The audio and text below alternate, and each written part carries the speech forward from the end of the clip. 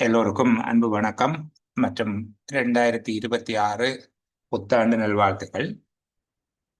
நாடளாவிய சேவைகளின் நிறைவேற்றுதர பதவிகளுக்கு ஆட்சேர்ப்பு செய்வதற்கான போட்டி பரீட்சைகள் மற்றும் அதிபர் சேவைக்கு ஆட்சேர்ப்பு செய்வதற்கான போட்டி பரீட்சை என்பவற்றை உள்ளடக்கியதான கிரகித்தல் வினாத்தாளுக்கான வழிகாட்டல் செயலமர்வு தொடரில் 2026 ஆண்டின் ஜனவரி மாத செயலமர்வு தொடர் முதலாவது செயலமர்வில் உங்கள் எல்லோரையும் சந்திப்பதில் மகிழ்ச்சி. மீண்டும் ஒரு தடவை இன்றைக்கு மறந்திருக்கக்கூடிய 2026 ஆண்டு நீங்கள் எண்ணிய நல்ல காரியங்கள் எல்லாம் நிறைவேறுகிற ஆண்டாக இருக்க வேண்டும் என்று உங்களோடு சேர்ந்து நானும் பிரார்த்திக்கிறேன். நாங்கள் செயலமர்வுக்குள்ள போகலாம்.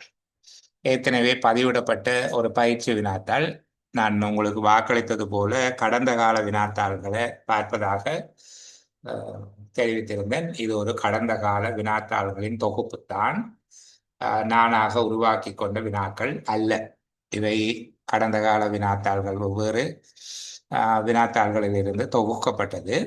இந்த வடிவத்திலான வினாக்களை அதிபர் சேவை, பதிவாளர் சேவை போன்ற பரீட்சைகளில் நீங்கள் அதிக அளவில் எதிர்பார்க்க முடியும். இந்த வடிவத்திலான வினாக்கள் தான் நிச்சயமாக வரும் என்பது இதனுடைய அர்த்தம் அல்ல. இந்த வடிவத்தில் அமைந்த வினாக்களை நாங்கள் பெரும்பாலும் எதிர்பார்க்க முடியும். நாடளாவிய சேவைகளுக்கான போட்டி பரீட்சைகள் கூட இடம்பெறுகின்ற பல்தெரிவு வினாக்கள் வகைகளானவையும் 50 வினாக்கள் வரும். அதில் இந்த வகையான வினாக்கள் ஒரு குறித்த எண்ணிக்கையில் ஒரு 10 வரையான வினாக்கள் என்றாலும் நாங்கள் எதிர்பார்க்க முடியும். ஆகவே இப்படியான ஒவ்வொரு வடிவத்திலான வினாக்களை பயிற்சி செய்வதன் மூலமாக பரீட்சையை நாங்கள் அச்சமின்றி எதிர்கொள்ளக்கூடிய திறன்களை பெற்றவர்களாக இருப்போம். செயலமர்வுக்குள்ள போகிறோம். தரப்பட்டுள்ள உரைப்பகுதிகளை வாசித்து 1 - 15 வரையிலான வினாக்களுக்கு தரப்பட்டுள்ள கூற்றுக்களுள் மிகவும் பொருத்தமான விடையை தெரிந்து அதன் இலக்கத்தை எதிரே உள்ள அடைப்புக்குள் எழுதுக என்பதாக இந்த வினா வடிவம் அமைந்தது. உரைப்பகுதிகள் தொடர்பாக கூற்றுக்கள் தந்திருக்கிறார்கள். அந்த கூற்றுக்களை அடையாளம் கண்டு மிகச் சரியான கூற்று எது என்கிற அந்த கூற்றுக்குரிய இலக்கத்தை அடைப்பு குறிக்கில் எழுதுங்கள் என்பதாக கேட்கப்பட்டிருக்கு. இதுல 2 விதமாக இந்த வினாக்கள் அமையலாம். சில வேளைகளில் ஒரு உரைப்பகுதியை தந்து அதற்குள்ள இருந்து பல வினாக்கள் அமையலாம். 5 வினாக்கள், 3 வினாக்கள் போன்ற வடிவங்களையும் அமைவது உண்டு.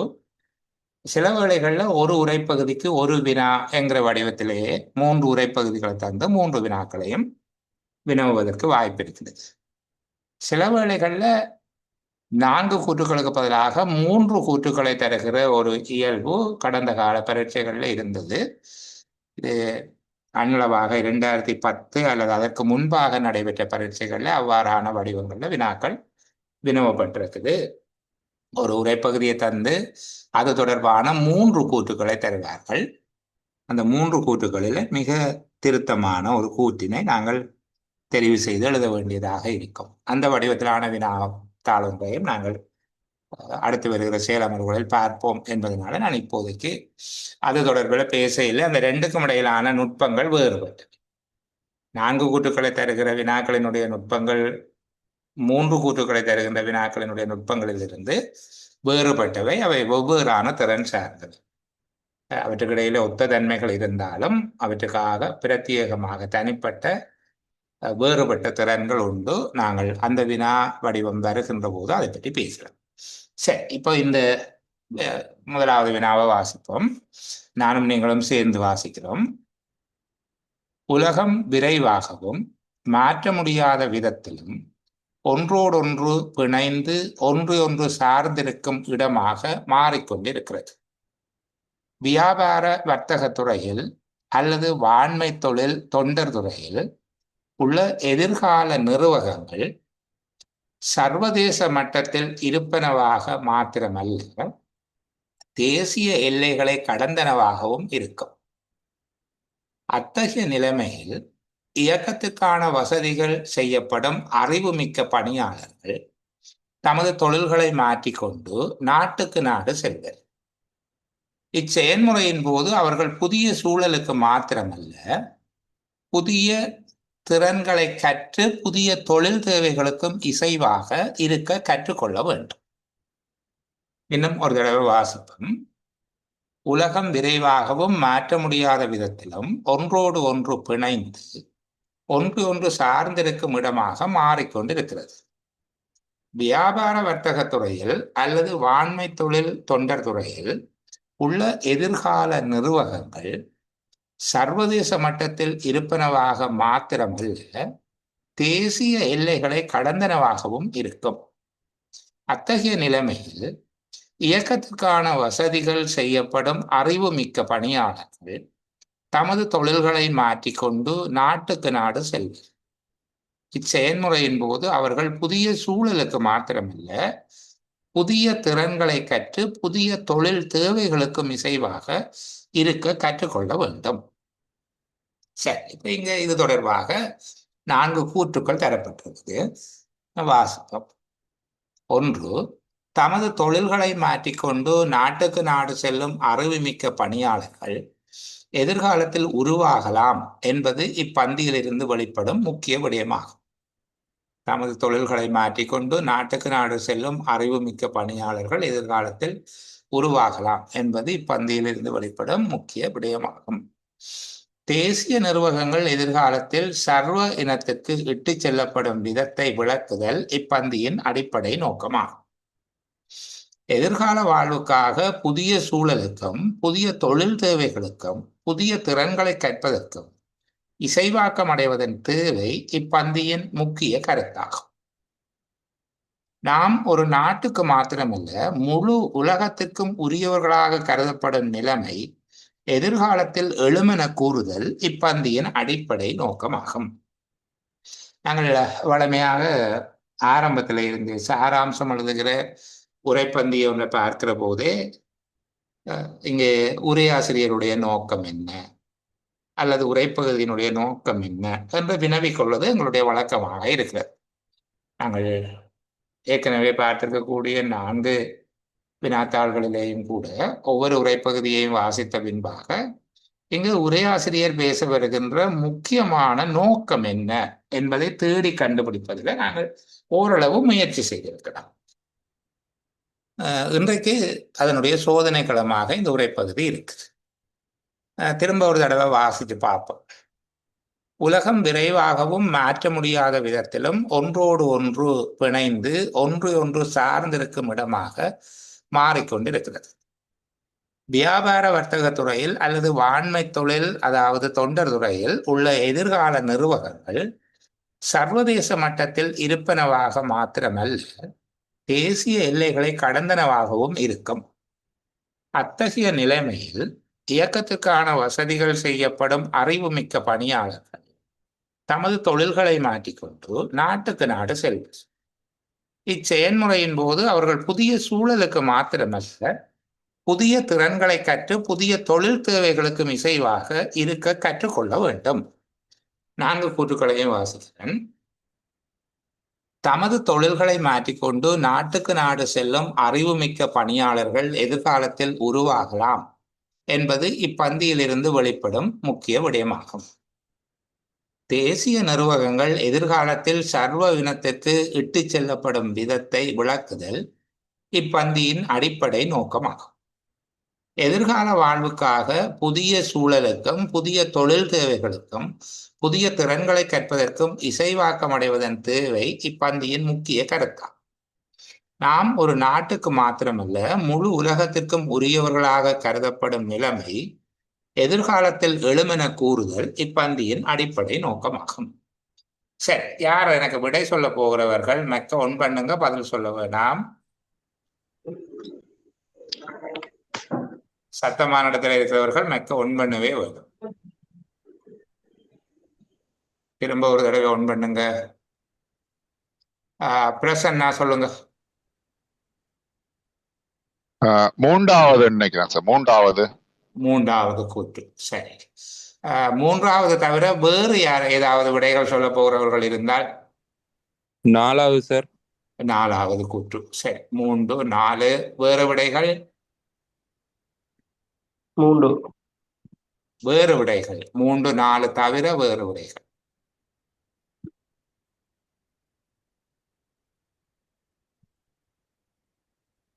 சரி, அப்போ 3 அல்லது 4 என்று சொல்லி இணங்கிக் கொள்றீங்க. சரி, இந்த 3 சொல்லுகிறவர்கள் ஏன் 4வது நிராகரிக்கிறீங்க?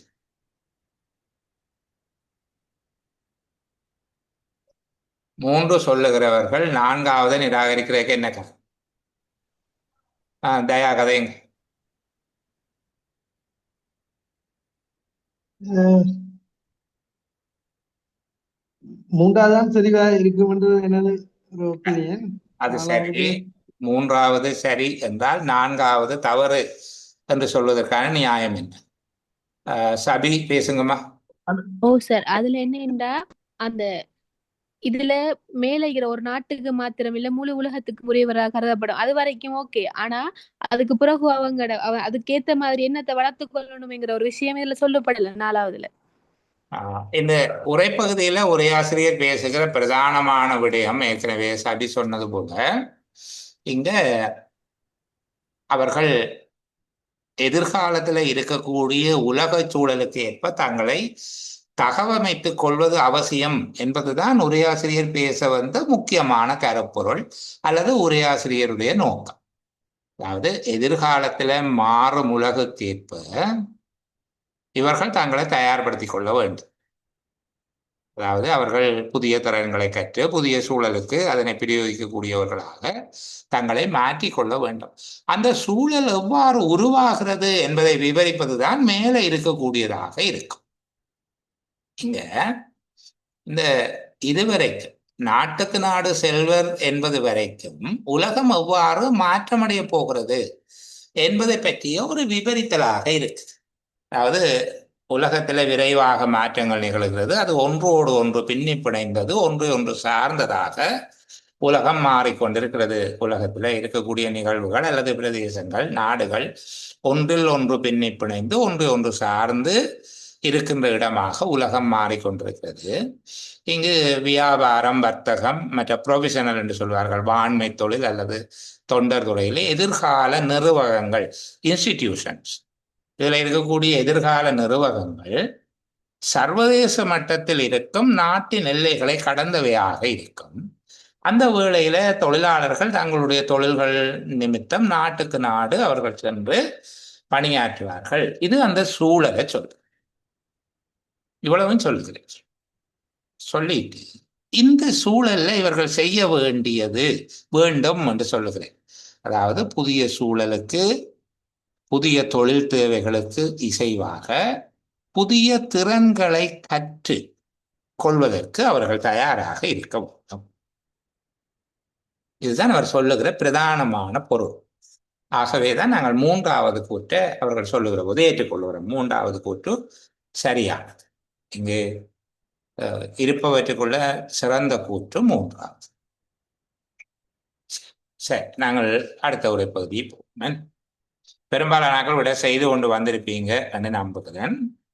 உங்களுடைய விடைகளை கடைசியா பார்ப்போம். நாங்கள் செய்து முடிய எத்தனை சரி வந்தது என்று சொல்லி ஒரு கணிப்போடு கொண்டு எடுப்போம். சரி,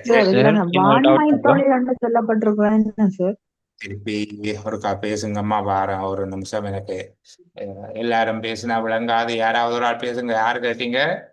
தனுஷாவா? வாண்மை தொழில் சொல்லப்பட்டிருக்கு. என்ன சார் அது?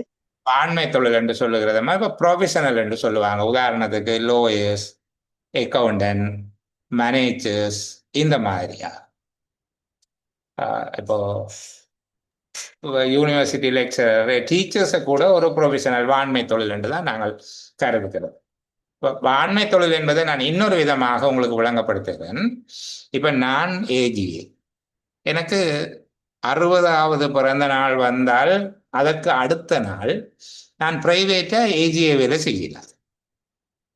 அடுத்த நாள்ல இருந்து நான் இனி பிரைவேட்டா ஏஜிஏ வேலை பார்க்க போறேன் அல்லது எலெக்ஷன் கமிஷனர் வேலை பார்க்க போறேன் என்று செய்ய இயலாது.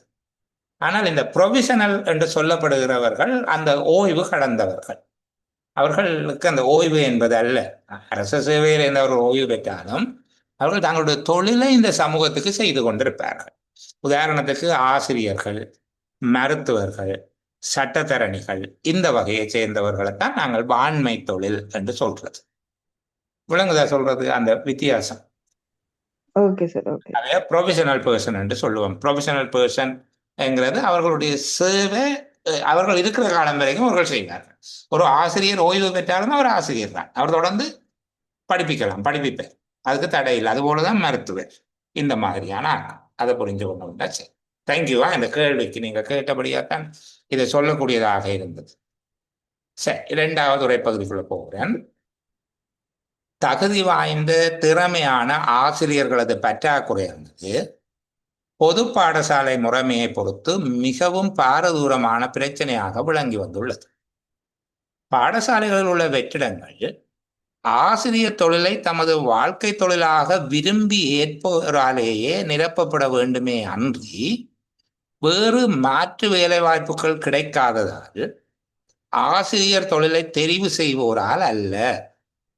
மேலும் வேலைக்கு அமர்த்தப்பட்டோரும் கற்பித்தல் முறைகள், கல்வி உளவியல் என்பவற்றில் விரிவாக பயிற்றுவிக்கப்பட்டு திறமையான ஆசிரியர்களாக உருவாக்கப்பட வேண்டும். இங்க திரும்ப ஒரு தடவை வாசிக்கிறேன். தகுதி வாய்ந்த திறமையான ஆசிரியர்களது பற்றாக்குறையானது பொது பாடசாலை முறைமையை பொறுத்து மிகவும் பாரதூரமான பிரச்சனையாக விளங்கி வந்துள்ளது. பாடசாலைகளில் உள்ள வெற்றிடங்கள் ஆசிரியர் தொழிலை தமது வாழ்க்கை தொழிலாக விரும்பி ஏற்போராலேயே நிரப்பப்பட வேண்டுமே அன்றி வேறு மாற்று வேலைவாய்ப்புகள் கிடைக்காததால் ஆசிரியர் தொழிலை தெரிவு செய்வோரால் அல்ல. மேலும் வேலைக்கு அமர்த்தப்பட்டோரும் கற்பித்தல் முறைகள், கல்வி உளவியல் என்பவற்றில் விரிவாக பயிற்றுவிக்கப்பட்டு திறமையான ஆசிரியர்களாக உருவாக்கப்பட வேண்டும். சரி, இப்போ தகுதி வாய்ந்த திறமையான ஆசிரியர்களை பெறுவதற்கான எத்தனை படிமுறைகளை இங்கு உரையாசிரியர் குறிப்பிடுகிறார்? தகுதி வாய்ந்த திறமையான ஆசிரியர்களை பெறுவதற்கான எத்தனை படிமுறைகளை உரையாசிரியர் குறிப்பிடுகிறார்? யார் பதில் சொல்லுவோம்?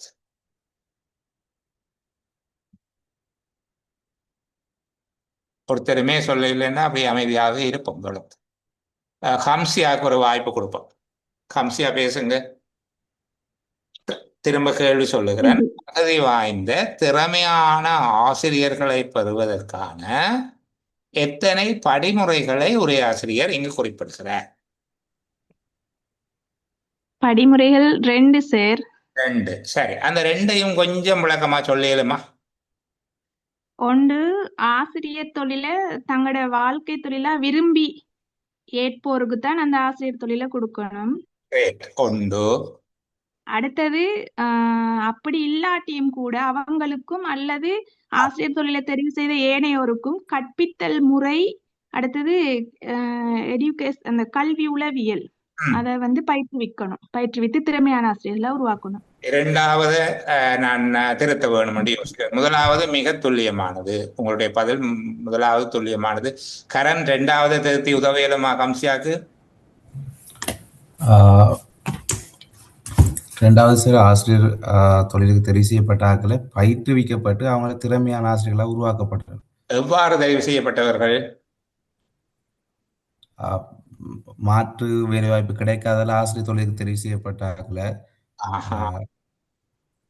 அவங்கள கற்பித்த முறையில், கல்வி உளவியல் முறையில விரிவாக பயிற்றுவிக்கப்பட்டு அவங்கள சிறந்த ஆசிரியர்களாக உருவாக்கப்பட்டனர். சரி, நான் இங்க இன்னொரு கூற்றொன்று சொல்லுகிறேன். அது ஆம் இல்லை நிச்சயிக்க முடியாது என்பதாக நீங்க மதிப்பீடு செய்யுங்க. வேறு மாற்று வேலை வாய்ப்புகள் கிடைக்காததால் ஆசிரியர் தொழிலை தெரிவு செய்வோரை ஏற்றுக்கொள்ளலாம் என்பது உரையாசிரியருடைய கருத்தாகும். வேறு மாற்று வேலை வாய்ப்புகள் கிடைக்காததால் ஆசிரியர் தொழிலை தெரிவு செய்வோரை அத்தொழிலுக்கு ஏற்றுக்கொள்ளலாம் என்பது உரையாசிரியருடைய கருத்தாகும்.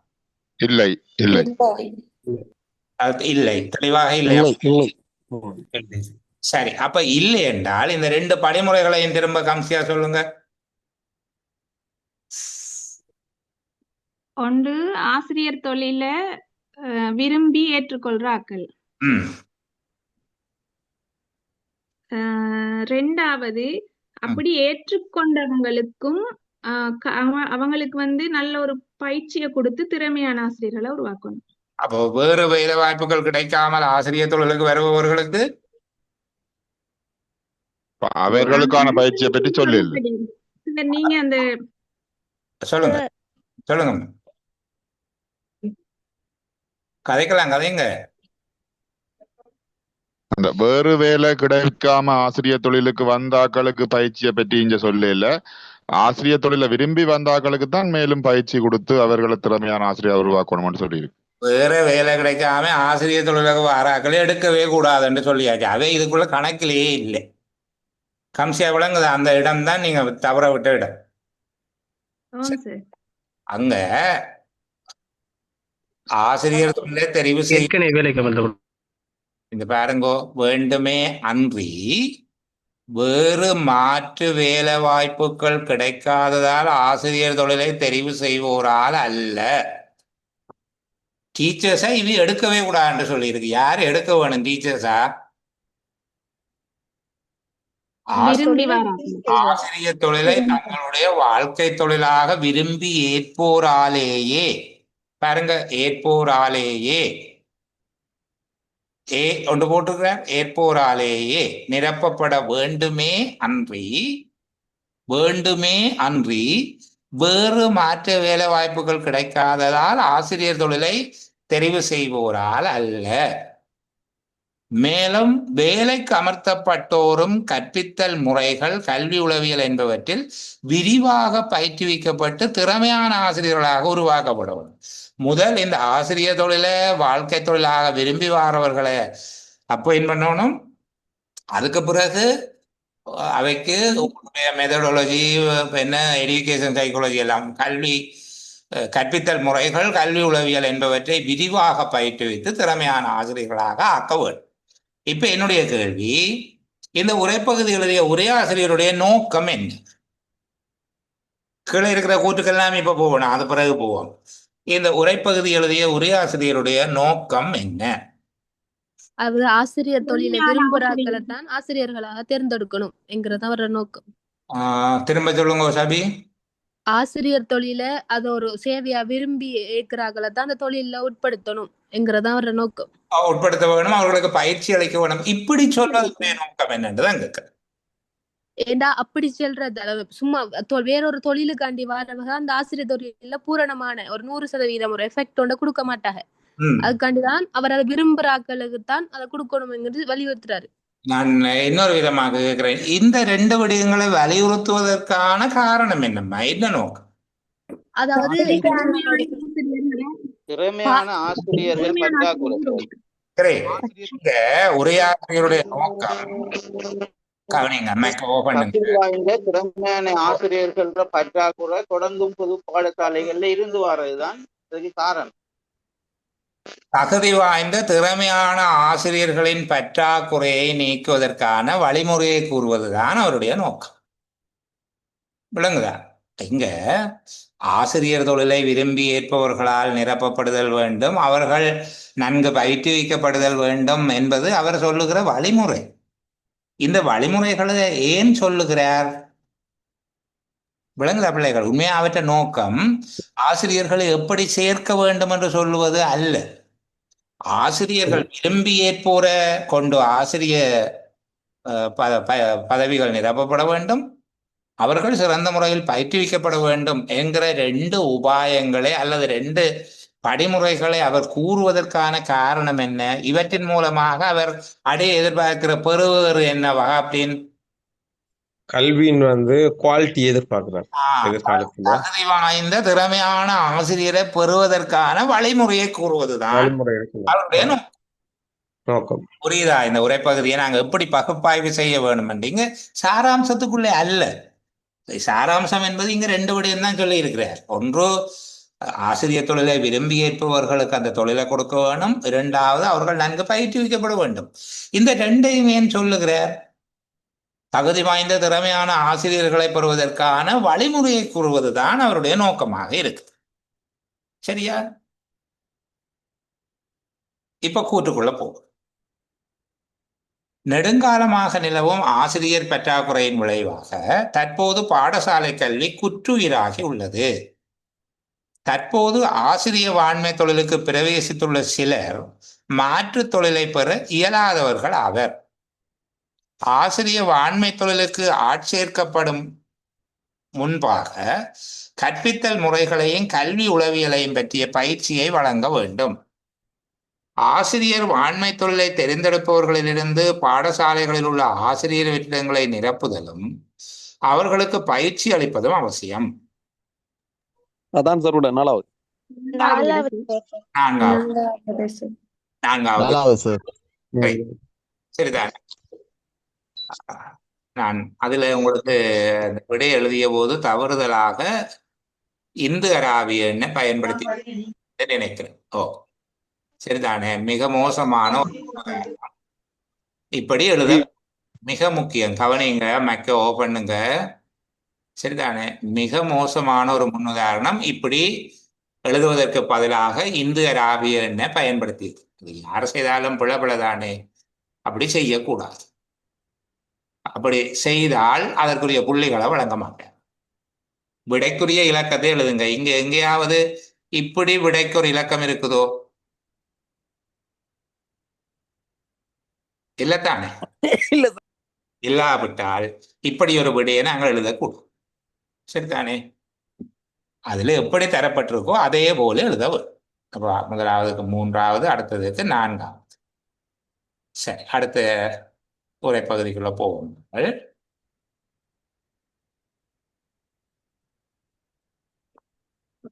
கசாதுக்கள், அத கசாடோஸ் என்று சொல்லியிருக்காங்க. கசாதுக்கள் என்ற மனம் புரிந்த குடியேறிகள் இலங்கையில் உள்ள மற்றொரு வகை போர்த்துகேயர் ஆவர்.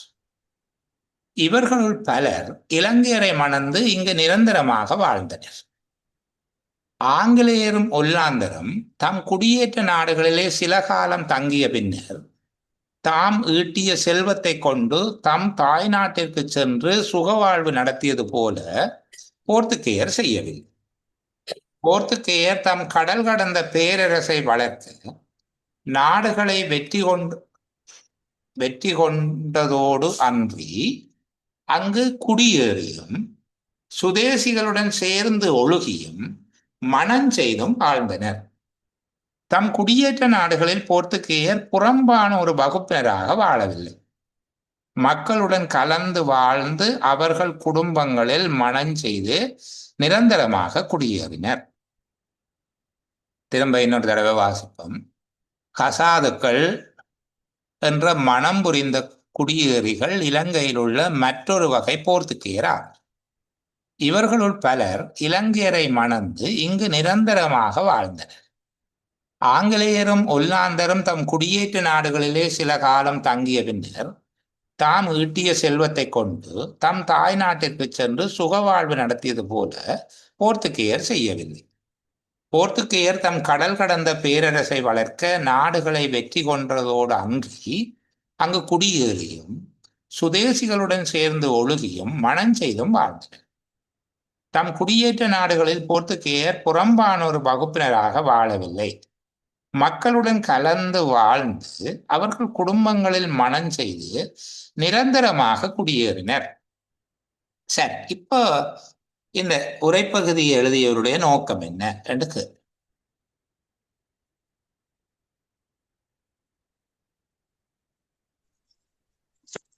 போர்த்துகேயரை பத்தி சொல்லுங்க. யார் சொல்ல போறவா அப்படின்னு பேசுங்க. போர்த்துகீசர் குடியேறி நாட்டுல மனம் முடித்தும் பொருளாதாரத்திலும் அங்கேயே வாழ்ந்து அந்த நாட்டுக்காக விசுவாசம் இருந்தாங்க.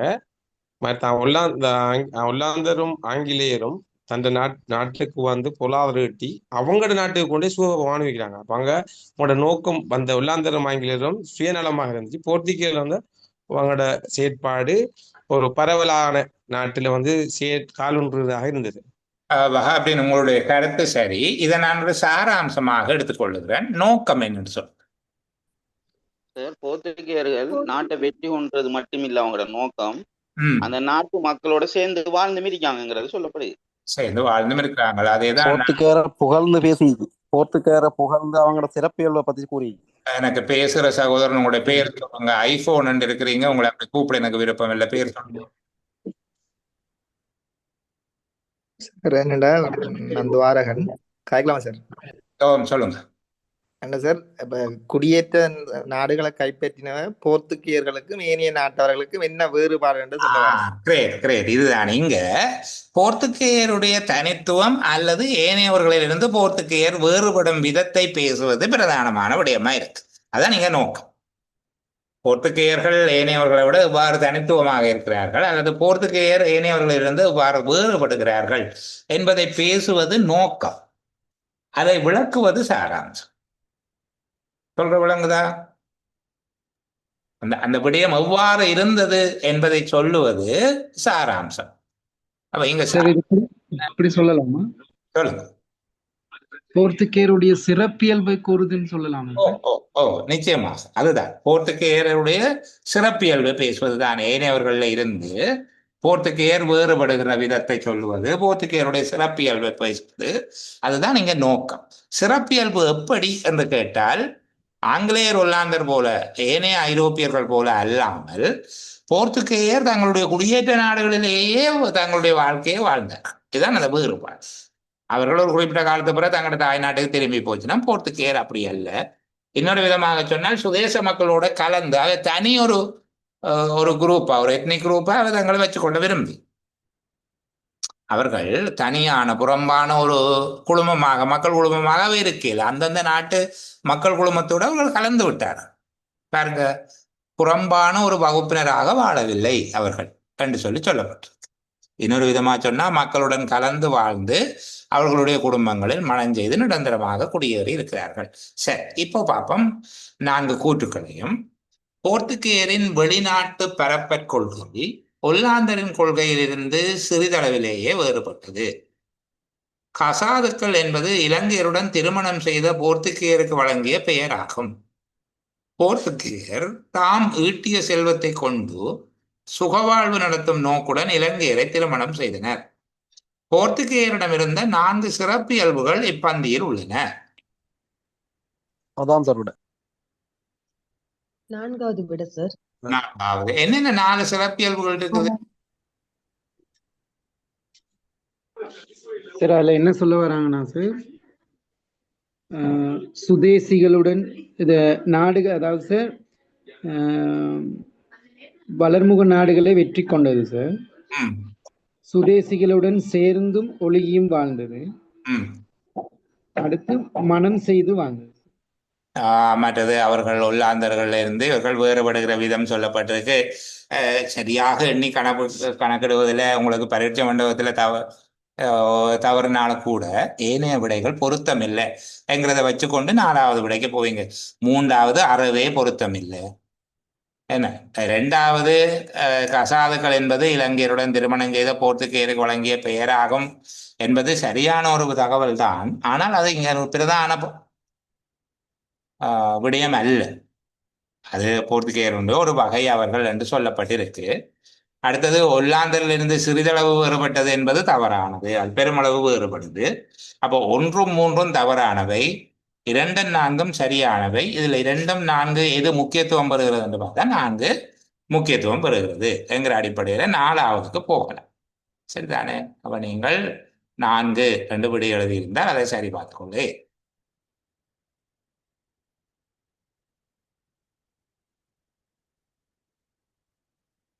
இப்போ நாங்கள் இதுவரைக்கும் பார்த்த வினாத்தாள்களில் இருந்து முற்றிலும் வேறுபட்ட உரைப்பகுதிகளை கொண்டது இந்த வினாத்தாள். ஏற்கனவே நாங்கள் பார்த்த வகையை சேர்ந்த உரைப்பகுதிகள் இங்கே இல்லை. வெவ்வேறு இடங்கள்ல இருந்து தேடி பெறப்பட்ட வெவ்வேறு வகையான உரைப்பகுதிகள் இருக்குது. இது ஒரு வேறுபட்ட அனுபவத்தை தரும் என்று நான் நம்புகிறேன். பார்ப்போம். 4வதுக்குள்ள போகிறோம்.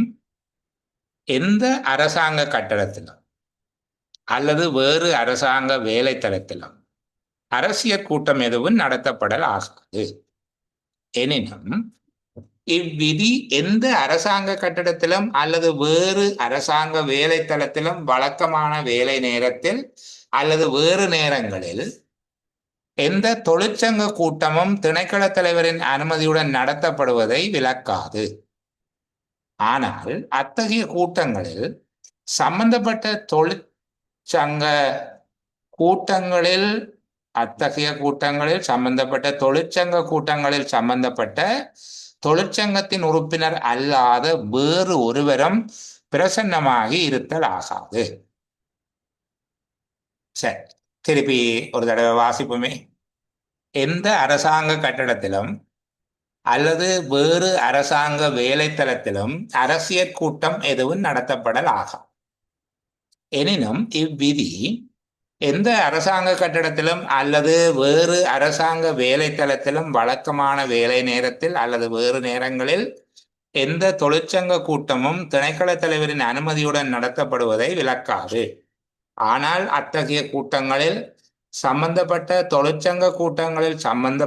தொழிற்சங்கத்தின் உறுப்பினர் அல்லாத வேறு ஒருவரும் பிரசன்னமாகி இருத்தல் ஆகாது.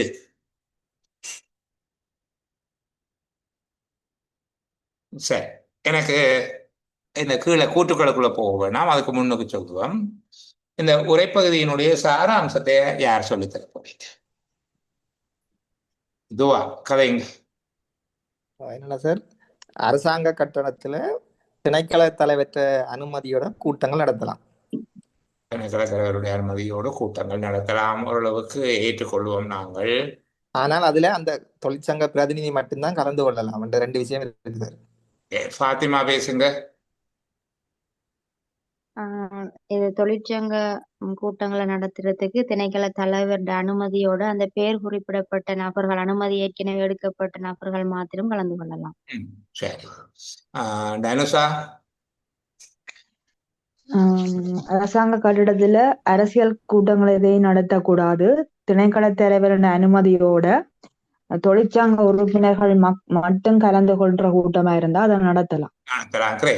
கணிசமான முன்னேற்றம் இருக்கு. துஷானி பேசுங்க கேட்போம். கடைசியா சொன்னதுதான் சார் சொல்ல வழி வந்தேன். அரசியல் கூட்டத்தை பற்றி முதல் சொல்ல இல்ல, மென்ஷன் பண்ண இல்ல, முதல் கதைச்சு 2 பேரும். அதனாலதான் அரசாங்க கட்டிடத்தில் அரசியல் கூட்டங்கள் நடத்த இயலாது. ஆனா தொழிற்சங்க கூட்டம் திணைக்கள தலைவர் அனுமதியோட நடத்தலாம். அரசியல் கூட்டங்கள் நடத்தப்படலாகாது என்பதுடன் தொழிற்சங்க உறுப்பினர்களை மட்டும் உள்ளடக்கிய தொழிற்சங்க கூட்டம் நடத்தலாம் திணைக்கள தலைவர் அனுமதியோடு. திணைக்கள தலைவருடைய அனுமதியை நாங்கள் முடிஞ்சா சேர்த்துக்கொள்ள இயலும். அதுக்குள்ள அந்த எங்களுடைய சொல் வரையறைக்குள்ள இருந்தால் அதை நாங்கள் உள்ளடக்க இயலும். என்ன அனுமதியுடன் அல்லது அனுமதியுடன் நண்டு போட்டாலும் பரவாயில்லை.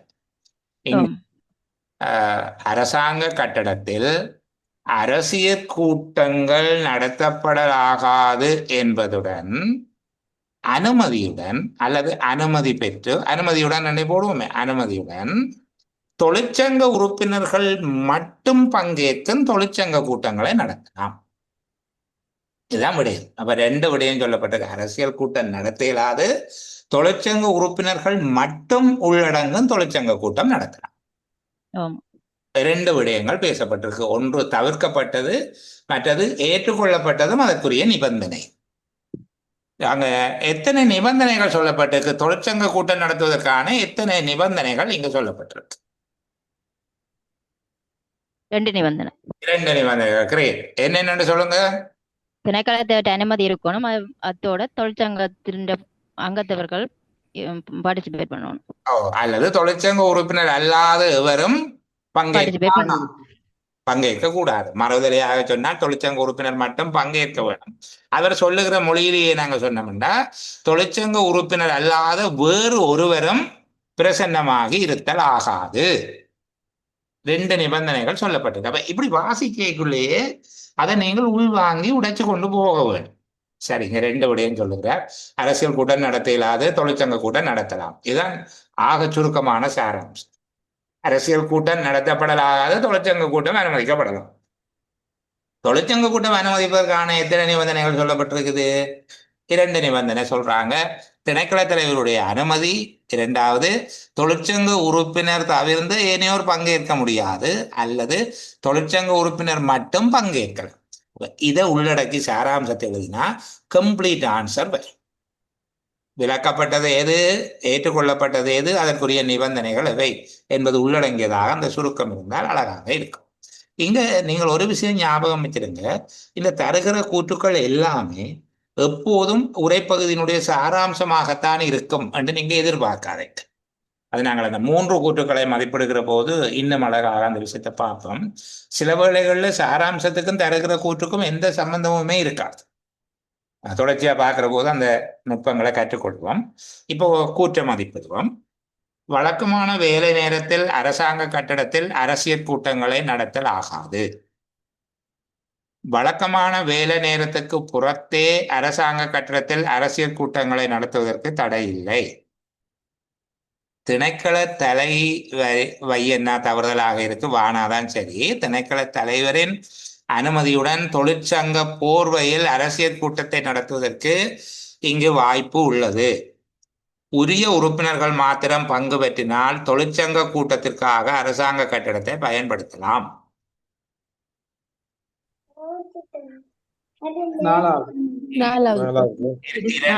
இரண்டு கூற்றுக்கள் தவறானவை. முதல்ல அந்த 2 கூற்றுக்களையும் அடையாளப்படுத்துங்க. 2 கூற்றுக்கள் தவறானவை. சாரி, 2 தவறானது, 3ஆவதும் தவறானது. தவறானது. சரி, அடுத்தது இப்பதான் எங்களுக்கு இருக்கிற பிரச்சனை.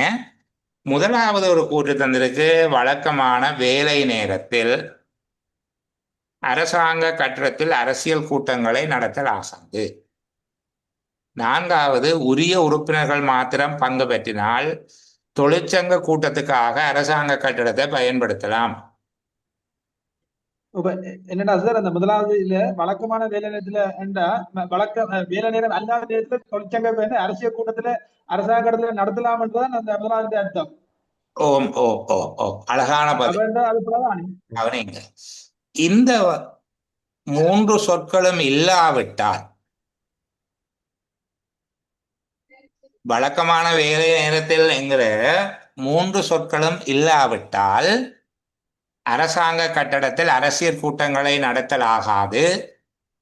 உரிய உறுப்பினர்கள் மாத்திரம் பங்கு பெற்றினால் தொழிற்சங்க கூட்டத்துக்காக அரசாங்க கட்டடத்தை பயன்படுத்தலாம் என்று 2 கூற்றுக்கள் தரப்பட்டிருந்தால் அப்போது உங்களுடைய விடை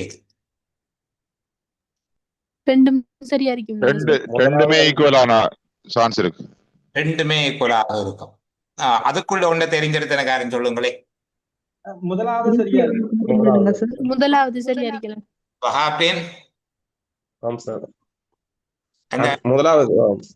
அந்த அப்போதும் முதலாவது தான் மேலோங்க நிற்கும். ஏனென்றால் உண்மையா இந்த உரையா கவனிங்க சகோதரங்கள், பேசிட்டு உங்களுக்கு வாய்ப்பு தாரேன். உரையாசிரியர் பேச வந்த முக்கியமான விஷயமே பொலிட்டிக்கல் மீட்டிங் நடத்த இயலாது. சரிதானே? பொலிட்டிக்கல் மீட்டிங் நடத்த இயலாது. நீங்கள் பொலிட்டிக்கல் கலக்காம தொழிற்சங்க கூட்டம் நடத்தணும். இது 2வது விஷயம். சொல்ல விளங்குதா? பொலிட்டிக்கல் மீட்டிங் நடத்தவே இயலாது. அடுத்து என்ன சொன்னார்? 2வதுல பாருங்க, அவரோட மிக எச்சரிக்கையான விடயங்களை சொல்லுகிறார். தொழிற்சங்க உறுப்பினர் அல்லாத இவரும் பிரசன்னமாக இருத்தலாகாது. அந்த கண்டிஷனுக்கு காரணம் என்ன?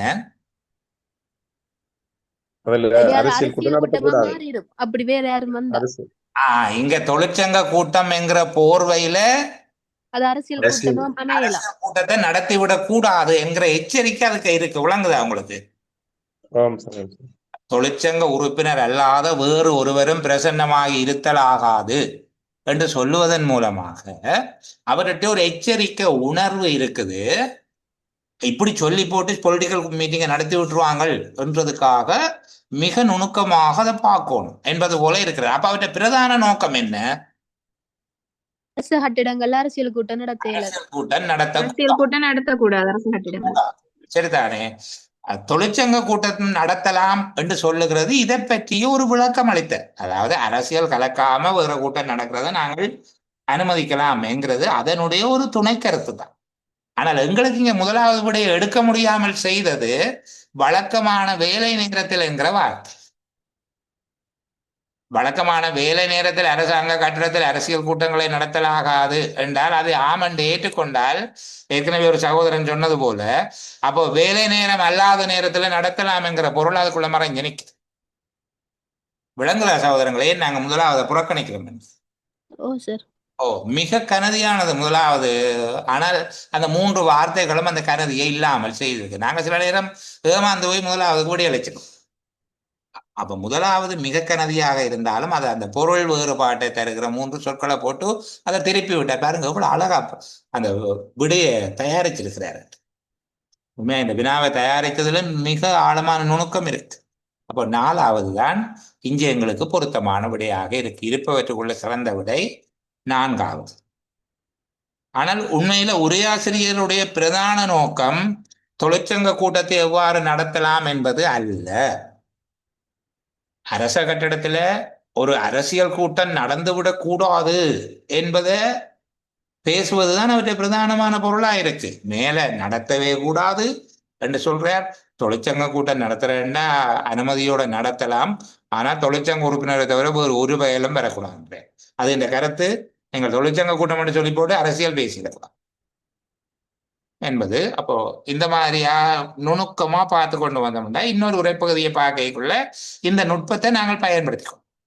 அடடா, இங்க அவர் சொல்லுகிற கருத்து சரி, ஆனால் பிரதான கருத்தை இந்த 3 வார்த்தைகளும் எங்களுக்கு குழப்பமாக்கி தந்திருக்குது என்கிறது எங்களுக்கு விளங்குது தானே. அடுத்த பகுதிக்குள்ள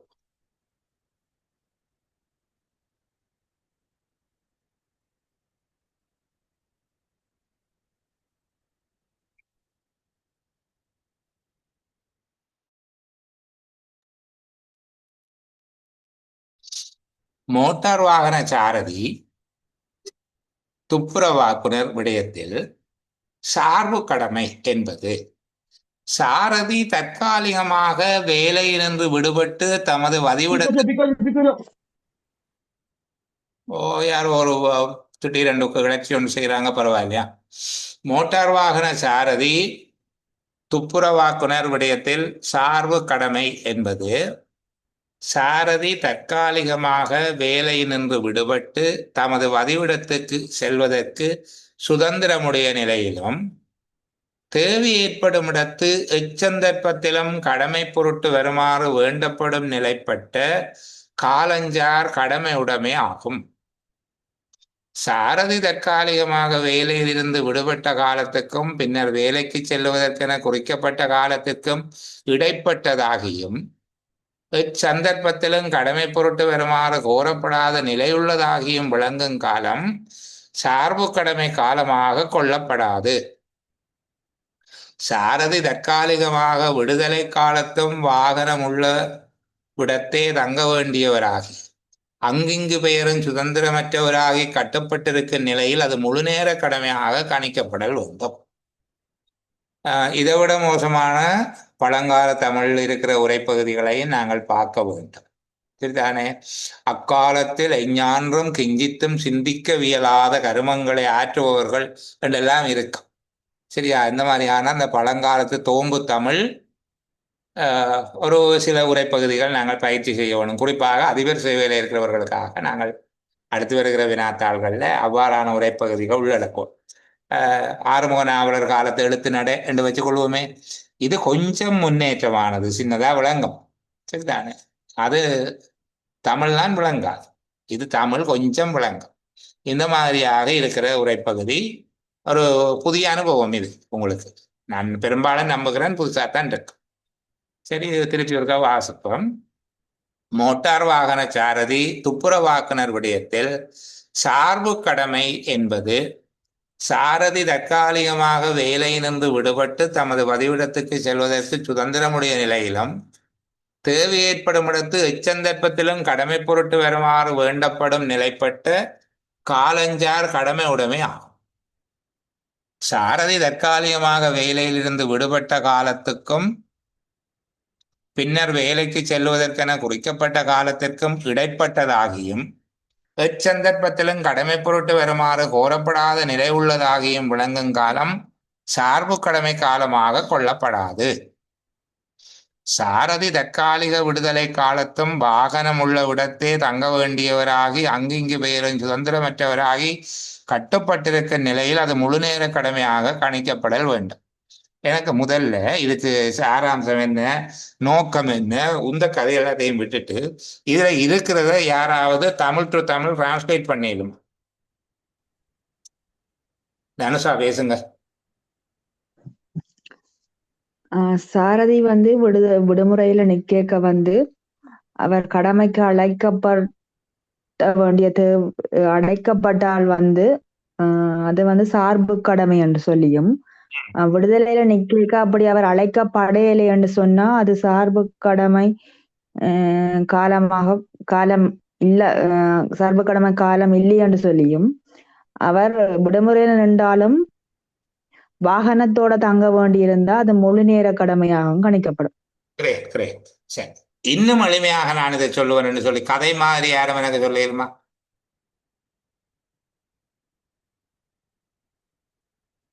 எனக்கு விளங்கக்கூடிய மாதிரி வேற யாராவது? சார் யா பேசுங்க. சார்பு கடமை என்றால் என்ன, சார்பு கடமை இல்லாத தன்மை என்ன, அடுத்து நிரந்தர சார்பு கடமையாக எதை கொள்ள வேணும், எதை சார்பு கடமையாக கொள்ளக்கூடாது, எதை முழு நேர கடமையாக கொள்ள வேணும், அப்படியா? மூணையும் தான் சொல்றாரோ? சரி, இந்த மூண்டையும் எளிமையா சொல்லுங்களேன் எங்களை விளங்கக்கூடிய மாதிரி. சார்பு கடமை என்றா என்ன, எது சார்பு கடமை இல்ல, எது முழு நேர கடமை?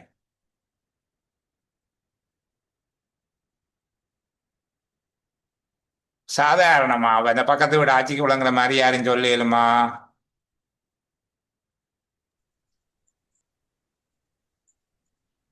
லிசான் அப்படியா? ஓ சார், வணக்கம் சார். சொல்லுங்க லிசான், வணக்கம் சொல்லுங்க. கடமையின் போது மீண்டும் அழைக்கப்பட்டால் சார்பு கடமை. கடமையின் போது மீண்டும் அழைக்கப்பட்டால் அவ்வளங்க இல்லப்பா. விடுமுறை எடுத்து போயிருக்கும் போது சார்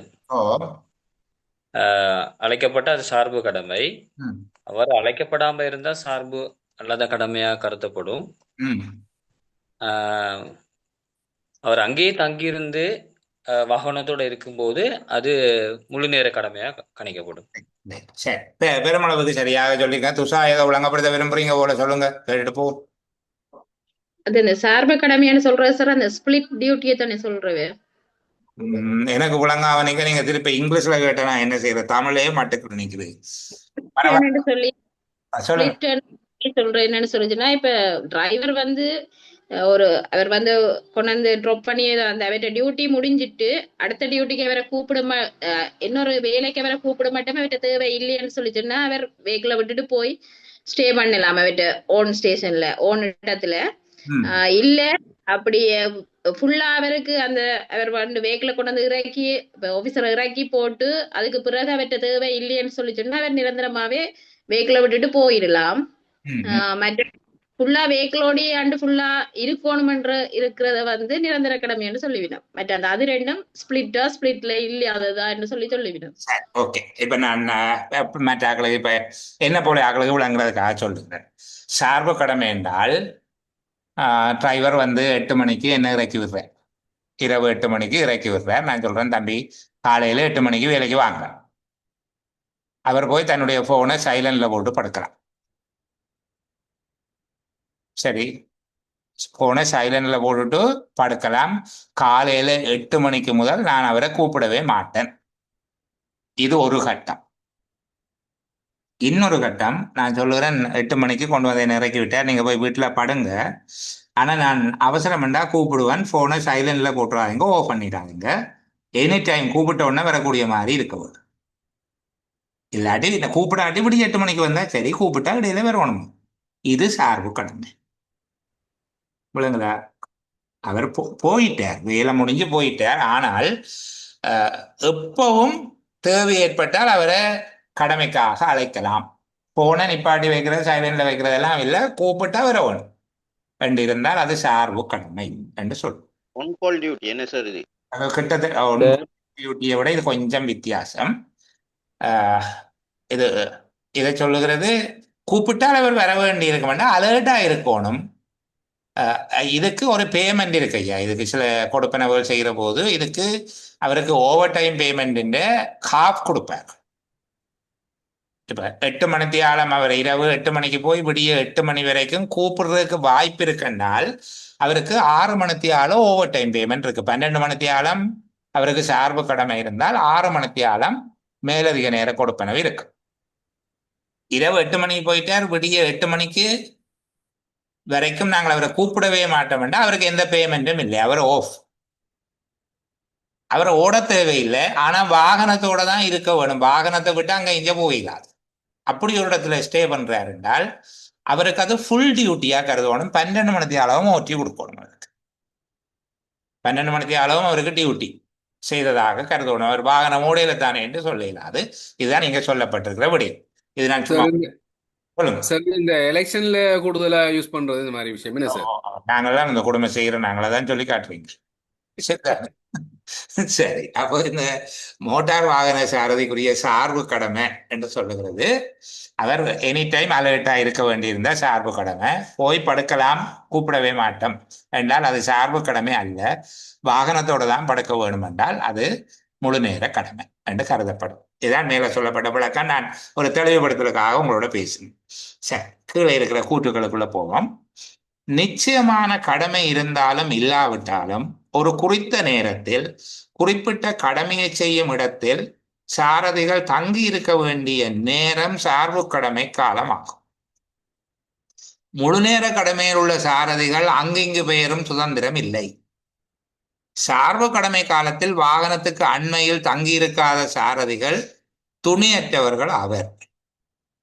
சேவையில் இருந்து தற்காலிகமாக விடுவிக்கப்பட்ட சாரதிகள் கடமை பொருட்டு வருமாறு கோரப்படாவிட்டாலும் அவர்கள் சேவைக்கு வருதல் எதிர்பார்க்கப்படுகின்றமையால் மேற்குறித்த காலமும் சார்பு கடமை காலத்திற்குரியதாகும்.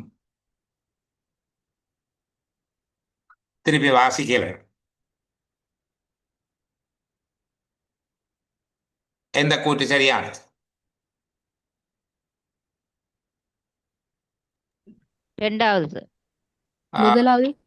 முதலாவது நிச்சயமான கடமை இருந்தாலும் இல்லாவிட்டாலும் ஒரு குறித்த நேரத்தில் குறிக்கப்பட்ட கடமையை செய்யும் இடத்தில் சாரதிகள் தங்கி இருக்க வேண்டிய நேரம் சார்பு கடமை காலமாகும்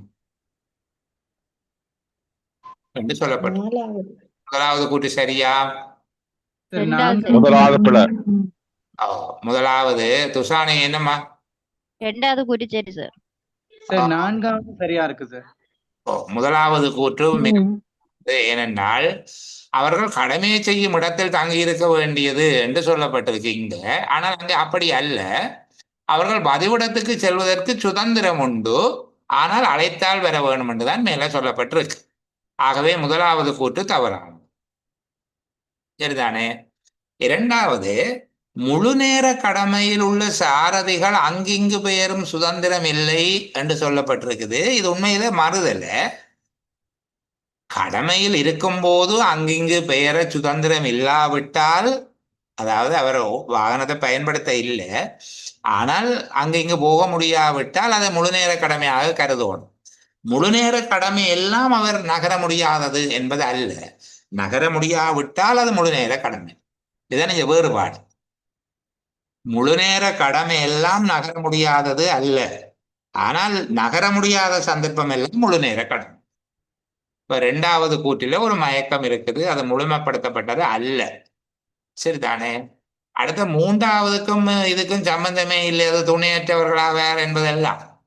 நான்காவது, சேவையிலிருந்து தற்காலிகமாக விடுவிக்கப்பட்ட சாரதிகள் கடமைக்காக வரும்படி கோரப்படாவிட்டாலும், கடமைக்காக அழைக்கப்படாவிட்டாலும் அவர்கள் சேவைக்கு வருதல் எதிர்பார்க்கப்படுகின்றமையால், எப்போதும் அவர்கள் வேலைக்கு போக வேண்டி இருக்கும் என்று எதிர்பார்க்கப்படுவதால அந்த காலப்பகுதி சார்பு கடமை காலத்துக்குரியது.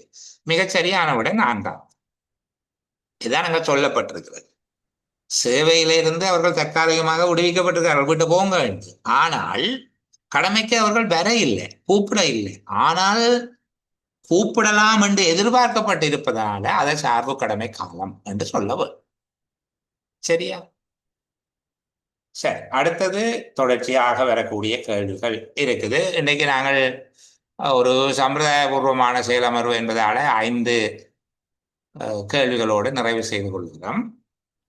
சார், இதுல அந்த துப்புரவாக்குனர் விடயம்ன்றது என்னத்துக்கு மென்ஷன் பண்ணினோம்? துப்புரவாக்குனர் என்று சொல்றதுமா என்னன்னா, இவங்க 2 பேருக்கும், அதாவது கிளீனிங் சர்வீஸ் ஆக்களுக்கும் டிரைவர்ஸுக்கும் எப்படி சார்பு கடமை கணிக்கிறது என்றுதான் சொல்ல வந்த நோக்கம்.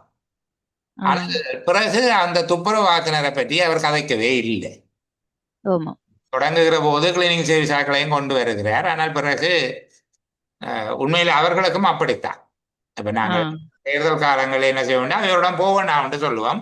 ஒரு குறிப்பிட்ட டைமுக்கு ஒரு கால் அந்த பிரதேசத்துல இவங்க குடிச்சிட்டு கப்பை போடுவாங்க, பேப்பர் எறிவாங்க, இதெல்லாம் செய்வாங்க.